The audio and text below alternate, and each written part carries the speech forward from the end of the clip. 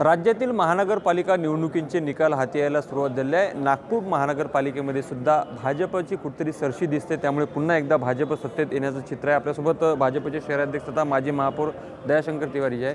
भाऊ, काय सांगाल, सध्याचा जो काही कल आहे आपल्या बाजूने आहे आणि चेहऱ्यावरती आपल्या जे स्मित हास्य दिसून येते। भारतीय जनता पक्षाचा जे आमच्या ज्येष्ठ नेतृत्व आहे, आदरणीय नितीनजी गडकरी, देवेंद्रजी फडणवीस, चंद्रशेखरजी बावनकुळे, नागपुरात असलेले सर्व महापौर यांच्या नेतृत्वात नागपूर महानगरपालिकेचा परिसरात आम्ही भरपूर विकास कामं केलेले आहे। आणि हे विकास काम करत असताना आपल्याच डोका वापरून नाही, जनतेची जी ॲक्च्युअल समस्या आहे ती जनतेची संवाद साधून त्या सर्व समस्येचं निराकरण करण्याच्या दिशेने आम्ही वाटचाल केलेली आहे आणि त्याचा मोठा प्रतिसाद आमच्या या विजयावर दिसत आहे। मागील जो काही विजयाचा आकडा होता तो 108चा होता, यावेळेस आपण याच्या समोर जाणार अशा पद्धतीने एकंदरीत तुमचं जे आहे ते होतं। आता काय वाटतं तुम्हाला, एकूण निकालात कितीपर्यंत तुम्ही मदत मारा?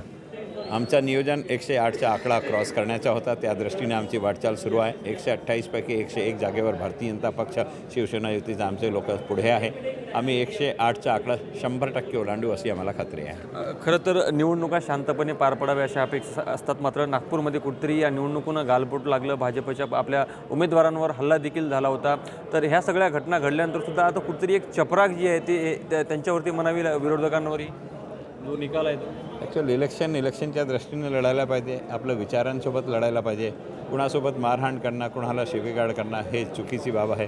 आमच्या संपूर्ण प्रचारात आम्ही केलेले कामच लोकांच्या समोर मांडले। आम्ही कुणावर टीकासुद्धा नाही केले, कुणाबद्दल निगेटिव्हसुद्धा नाही बोललो, कारण सकारात्मकरित्याने समोर चालल्यानंतर मतदातांचा कल सकारात्मक असतो। कुणाबद्दल आपण निगेटिव्ह जर बोललो तर मतदातांनासुद्धा ते चांगला वाट नाही आणि मारहाण करणं तर हे तर योग्यच नाही आहे। आपण लोकतांत्रिक प्रक्रियेत आहो, तर मताच्या दृष्टीने मताप्रमाणित आपण कुणाला मागे पुढे करणं हे योग्य आहे, मारहाण कुठेही योग्य नाही। आपण 108चा आकडा जो आहे तो पुढे जाणार अशा पद्धतीने नारा दिला होता। काँग्रेसनं सुद्धा 100 पारचा नारे दिला होता। 50 सुद्धा गाठण्यामध्ये सध्या तरी अजून त्याच्या जवळ पोहोचले नाही काँग्रेस, काय सांगाल? भारतीय जनता पक्षाने जे आकडा सांगितला होता त्या दृष्टीने आमची वाटचाल सुरू आहे। 128 पैकी 101 जागांवर आम्ही समोर आहोत। आम्ही 108 क्रॉस करू असं म्हटलं होतं, तो 100% आम्ही करू। आम्ही 121 पर्यंत पोहोचण्याचा प्रयत्न करू असं सांगितलं होतं, त्या दिशेने आमची वाटचाल सुरू आहे। पण काँग्रेसनं जे 100चा नारा दिला त्याचा विकासजी ठाकरे माझे चांगले मित्र आहे।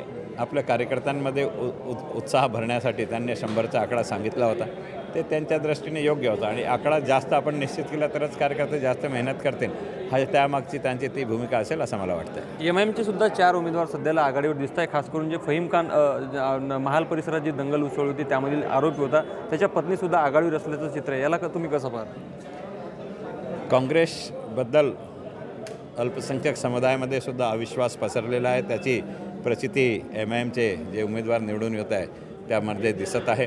पण एमआयएममध्ये फहीम खानची जी पत्नी निवडून येत आहे, फहीम खान हा दंगलीचा आरोपी होता आणि दंगलीचा आरोपीला निवडून दिला हा शांतिप्रिय नागपूर शहराची परंपरा आणि प्रक्रिया नाही आहे।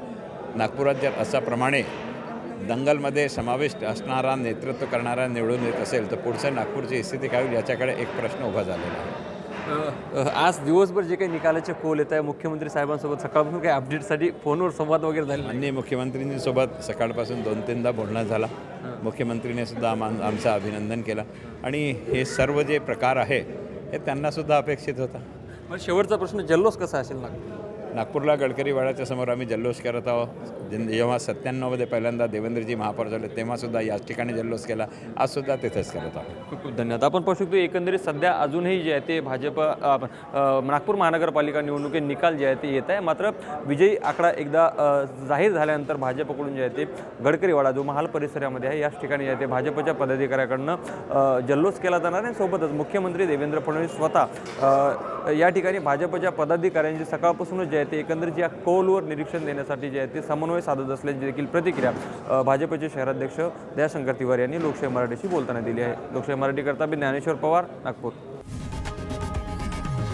लोकशाही मराठी ऐका, पहा, जागरूक रहा।